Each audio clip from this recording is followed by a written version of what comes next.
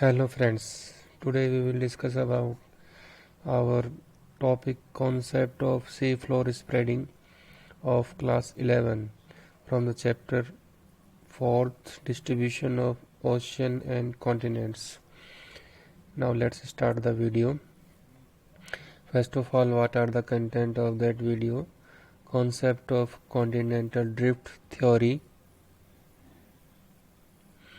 and fact about ocean floor theory and the sea floor spreading hypothesis and the crest of ocean ridges.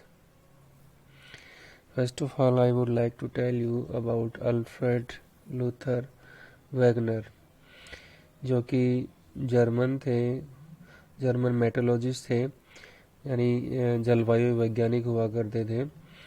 तो उन्होंने मौसम के बारे में काफ़ी अलग अलग जगह पर एनालिसिस किया। तो उन्होंने ये पाया कि जो सहारा अफ्रीका डेजर्ट है वहाँ पर डिफरेंट जो फॉसिल्स हैं, जो कि मछली वगैरह, फिश वगैरह, या फिर ऐसे एवरग्रीन फॉरेस्ट है, उस टाइप की वेजिटेशन वहाँ पर उनको मिली। या फिर जो अंटार्कटिका है वहाँ पर उन्होंने देखा कि वहाँ पर जो सॉइल है, मिट्टी है, लेयर है, क्लाइमेट है, वो जैसा आज है वह पैसे पहले कभी करोड़ों साल पहले अलग हुआ करता था। तो उनके मन में आया कि ये चीज़ें अलग अलग कैसे हैं, यानी जो चीज़ आज जहाँ पर है वो वहाँ पर पहले थी नहीं। जैसे सहारा डेजर्ट है वो पहले गर्म नहीं था, वहाँ पर अलग तरह की कंडीशन थी, या अंटार्कटिका वहाँ पर अलग तरह की कंडीशन थी। तो उन चीज़ों को लेके उन्होंने अपनी एक थ्योरी बनाई about the movement of continents. तो उस थ्योरी को उन्होंने क्या नाम दिया? The continental drift theory. And that theory describe in 1912 में ये थ्योरी उन्होंने बताई। अब उन्होंने अपनी थ्योरी में क्या बताया कि ऑल ओवर जो वर्ल्ड में जितने भी कॉन्टिनेंट्स है वो सब एक दूसरे से जुड़े हुए थे, and collectively that recognise Pangaea. जो लैंड मास था, जो सुपर कॉन्टिनेंट जिसे हम कह सकते हैं, वो पेंजिया हुआ करता था। और जो वाटर बॉडी है वो क्या हुआ करता था? आपका पैंथालासा, जो कि सुपर मेगा ओशन है उसको बोला जाता था। ये जो वाटर बॉडी वो मेगा ओशन जिसका नाम था पैंथालासा, और जो सुपर कॉन्टिनेंट था उसका नाम था पेंजिया। तो यहाँ पर उन्होंने बाद में डिस्क्राइब किया कि जो पेंजिया था वो टूट गया बिटवीन टू पार्ट। जो नॉर्थन पार्ट था उसको लोरेशिया नाम दिया, और जो साउथर्न पार्ट था वो Gondwana. And after that again it split in different continents, Africa, south Africa, north America, Antarctica, India, Australia. तो ये टूटता गया और अलग अलग आज की जैसी शेप है वो उनकी बन गई। तो उन्होंने अपने इस थ्योरी के पीछे एक रीजन दिया कि जो ये पेंजिया था वो टूटा क्यों, what is the reason behind the split of Pangaea. तो उन्होंने बोला कि जो सन है, या फिर मून है, या फिर हमारी रोटेशन, अर्थ का रोटेशन है, इन तीन चीज़ों पे उन्होंने फोकस किया कि जो सन है, मून है और अर्थ रोटेशन की वजह से इतनी फोर्स क्रिएट हो गई कि जो पेंजिया है वो टूट गया, स्प्लिट हो गया। But after some time scientist describe that it is not possible due to the gravitational force of sun and moon and earth rotation, the mass movement of oceans, continents from one place to another place। ये impossible है कि इतनी बड़ी जो land मास है वो movement कर सके इतने इतने एरिया में। तो यहाँ पर ये इनकी थ्योरी का कुछ नेगेटिव पॉइंट था। तो उस थ्योरी को समझने के लिए, उसको जो त्रुटियां हैं, कमियां हैं, उसको सुधारने के लिए बाद में एक नई थ्योरी है वो डेवलप की गई। अब यहाँ पर जो हमारे जो वैज्ञानिक हैं, हैरी हैमंड हैस, इनका पूरा नाम हैरी हैमंड हैस है, जो कि अमेरिकन जियोलॉजिस्ट थे यूनाइटेड स्टेट्स के, और नेवी ऑफिसर हुआ करते थे सेकेंड वर्ल्ड वॉर में।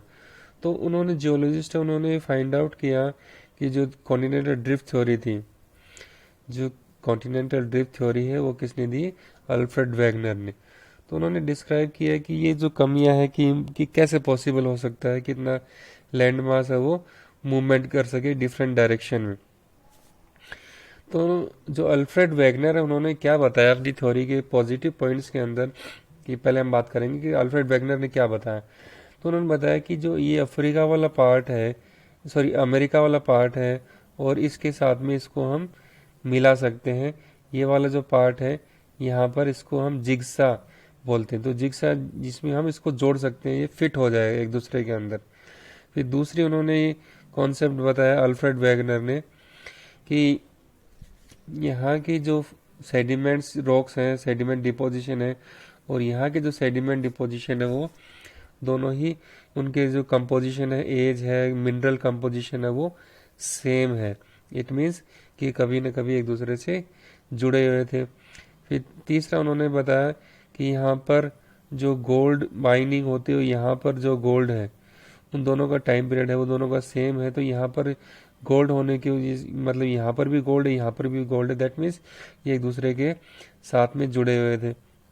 उसी के साथ में कुछ फॉसिल्स भी यहाँ पर मिलते हैं इस वाले एरिया के अंदर, और उन फॉसिल्स की जो पहचान यहाँ पर भी हुई है। दैट मीन्स कि यहाँ पर जो जीव थे, जानवर थे, या जो माइक्रो ऑर्गेनिज्म जिसे हम कह सकते हैं, जो कि लेमर हुआ करते थे, वो यहाँ पर पानी में रहने वाले, मीठे पानी में रहने वाले, और यहाँ पर उनके फॉसिल्स मिले। तो यहाँ पर इस इतना दूर है, वो डिस्टेंस कवर करके जा नहीं सकते, तो वो फॉसिल्स यहाँ पर भी मिले और यहाँ पर भी मिले। तो ये अल्फ्रेड वैगनर है, उन्होंने अपनी थ्योरी में बताया इन सारी चीज़ों के बारे में। बट वो फेल हो गए बताने में कि ये मूवमेंट है वो किस वजह से हुआ, क्या रीज़न था इस थ्योरी के पीछे। तो यहाँ पर हमारे जो हैरी हैमंड हैस है, उन्होंने अपनी एक थ्योरी दी, कॉन्टिनेंटल स्प्रेड थ्योरी, कि जो हमारे कॉन्टिनेंट्स है वो स्प्रेड हो रहे हैं, फ्लो कर रहे हैं, एक दूसरे के से मूव कर रहे हैं। तो उन्होंने अपनी थ्योरी में एक एग्जांपल दिया कि हमारी जो अर्थ है वो 3 लेयर्स में है। जो सेंट्रल लेयर है वो कोर है, अपर लेयर है वो मेंटल है, और जो लास्ट की जो लेयर है वो आपकी क्या है, क्रस्ट लेयर है। तो जो आपकी कोर है बिल्कुल ही लिक्विड फॉर्म के अंदर है। फिर आपका जो मेंटल लेयर है जो सेमी लिक्विड जिसे हम कह सकते हैं, जिसमें लावा मैग्मा है, और अपर लेयर है वो क्या है, आपकी क्रस्ट लेयर है। क्रस्ट लेयर मूवमेंट कर रही है। तो यहाँ पर ये इन्होंने समझाने के लिए बताया कि जैसे कि हम बीकर है, बीकर में जो पानी होता है नीचे से यहाँ पर गर्मी होती है, तो गर्म पानी है ऊपर मूव करता है, और फिर ये मूव करता है डिफरेंट डायरेक्शन में। तो गर्म होकर ये ठंडा पानी नीचे आता है और गर्म पानी ऊपर जाता है। तो यहाँ पर उन्होंने एग्जांपल लिया कि अगर यहाँ पर बीकर में हम 2 लकड़ी के टुकड़े लें, पास में लें, और जो पानी को गर्म किया जाएगा विद द रोटेशन, तो यहाँ पर एक तरह से जो वाटर है गर्म होकर ऊपर जाएगा, ठंडा होकर फिर नीचे आएगा, तो एक साइकिल बन जाएगी, रोटेशन बन जाएगा, and it create a force. तो उस फोर्स से जो विडन पीस है वो डिफरेंट डायरेक्शन में मूवमेंट करेंगे, तो इसको हम बोलते हैं डाइवर्जेंट। तो डाइवर्जेंट हो जाएगा डिफरेंट डायरेक्शन में। सो सेम थिंग हमारी जो अर्थ है, अर्थ के अंदर भी वही चीज़ कॉन्सेप्ट है, क्लियर होता है कि नीचे जो हमारी मेंटल लेयर है, नीचे जो मेंटल है, मैग्मा है, लावा है, वो भी गर्म होकर ऊपर आ रहा है, रोटेशन कर रहा है, डिफरेंट डायरेक्शन में मूव कर रहा है, तो एक साइकिल बनती है इसके रोटेशन की, and it create a force. तो ये हमारे जो अटलांटिक ओशन के ऊपर यहाँ पर जो की सबसे थिन लेयर है, वहाँ पर फोर्स कर रहा है, तो यहाँ से वो बाहर निकलेगा, क्या निकलेगा, जो लावा निकलेगा, मैग्मा निकलेगा, वो ऊपर जाके ठंडा हो जाएगा। फिर ये मूवमेंट करेगा, फिर यहाँ पर गैप आएगा, फिर लावा निकलेगा, फिर ठंडा होगा, फिर ये मूवमेंट करेगा, फिर लावा निकलेगा, फिर मूवमेंट करेगा।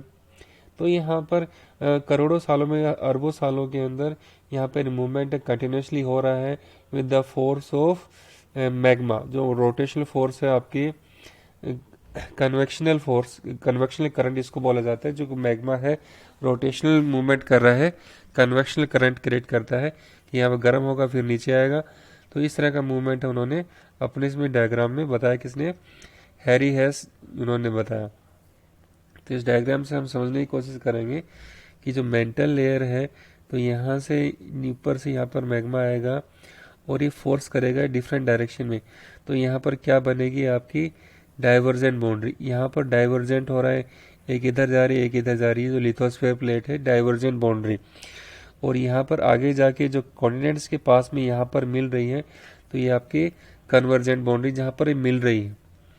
तो ये चीज़ें उन्होंने बताई। अब हैरी हैस ने कुछ अपनी थ्योरी के ऊपर 5 जो फैक्ट्स हैं वो बताएं। 5 फैक्ट क्या बताएं?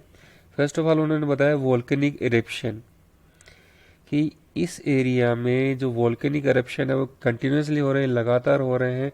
वो ये मैग्मा है निकलता रहा, ठंडा होता रहा, पर वो अगर एक ही जगह होता तो कंटिन्यूसली वहाँ पर पहाड़ बन जाता, माउंटेन बन जाता, पर वो नहीं है। एक मैं बताना चाहूँगा कि जो सरफेस एरिया पे है वहाँ पर हम क्या बोलते हैं? माउंटेन। सरफेस एरिया पे क्या बनता है आपका? माउंटेन। और अगर पानी के अंदर वो माउंटेन है उसको हम क्या बोलेंगे?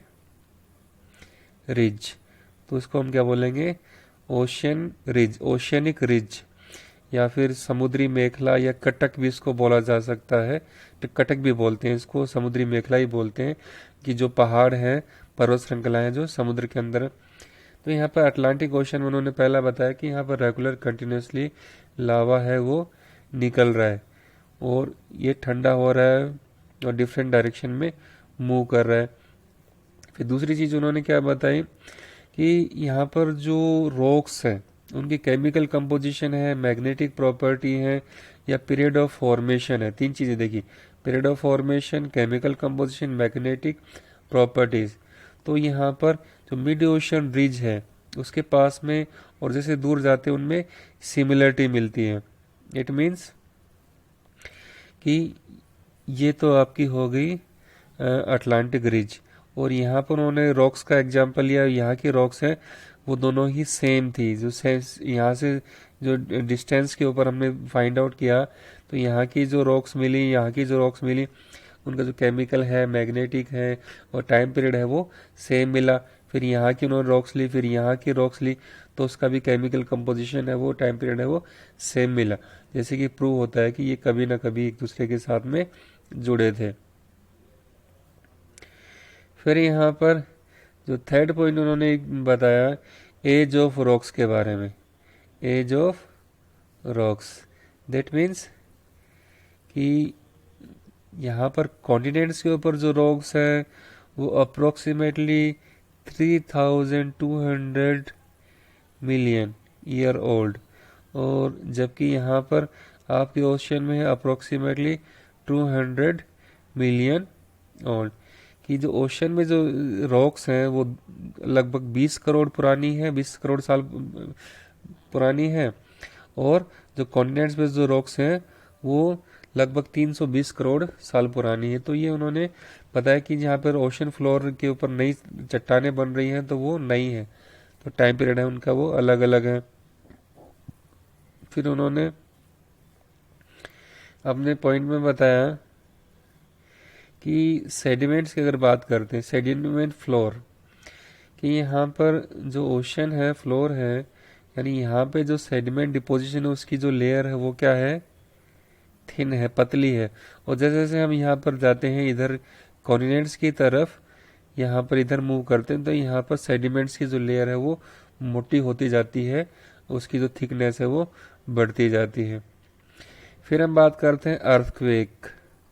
तो यहाँ पर जो मिड ओशन रिज है, यहाँ पर जो अर्थक्वेक आते हैं, अर्थक्वेक है वो कहाँ पर आएंगे? आपकी क्रस्ट लेयर के अंदर। क्रस्ट लेयर की जो गहराई है वहाँ पर एपिसेंटर होता है। तो यहाँ पर जहाँ पर अर्थक्वेक का जो एपिसेंटर है वो कम गहराई में मिलेगा, यहाँ पर मिड ओशन रिज के पास में। जबकि यहाँ पर जो अर्थक्वेक होगा उसकी जो गहराई है, एपिसेंटर है, वो उनको गहराई में मिलेगा। दैट मीन्स यहाँ की जो रॉक्स लेयर है वो मोटी हो, यहाँ की वो थिन है। फिर हम बात करते हैं कि जो हैरी हेस है उन्होंने ये जो सी फ्लोर स्प्रेडिंग थ्योरी है वो कब बनाई थी? 1961 में। तो ये याद रखिएगा, आपके एग्जाम के पर्पज से ये बहुत ही इम्पोर्टेंट है। और यहाँ पर ये डायग्राम मैंने आपको समझा दिया है, इसमें भी आप समझ गए होंगे कि यहाँ पर ये डाइवर्जेंट बाउंड्री बनेगी जो ओशनिक रिज है, और यहाँ पर जहाँ पर ये मूव कर रही है तो यहाँ पर कन्वर्जेंट। अब एक बात समझ में आती है कि यहाँ पर नई जमीन बन रही है, तो जो ये जहाँ पर कन्वर्जेंट हो रहा है, आप एक दूसरे के साथ में टकरा रहे हैं, तो बाहरी जो होगी लेयर है वो नीचे चली जाएगी, हल्की वाली ऊपर रहेगी, तो ये वापस जाके मैग्मा बन जाएगी, फिर वापस साइकिल होके ऊपर आएगा। तो यहाँ पर एक साइकिल, यानी जितनी लावा बाहर निकल रहा है उतना ही वो नीचे वापस जा रहा है। तो यहाँ पर ये हैरी हेस ने ये अपने थ्योरी से, ये हाइपोथेसिस है, सी फ्लोर स्प्रेडिंग थ्योरी है, उससे इन्होंने जो अल्फ्रेड वेगनर है उनकी जो थ्योरी थी उसको उन्होंने दूर किया। तो यहाँ पर आप समझ गए होंगे इस थ्योरी को। आज के लिए इतना ही। Thank you. आपका दिन मंगलमय हो।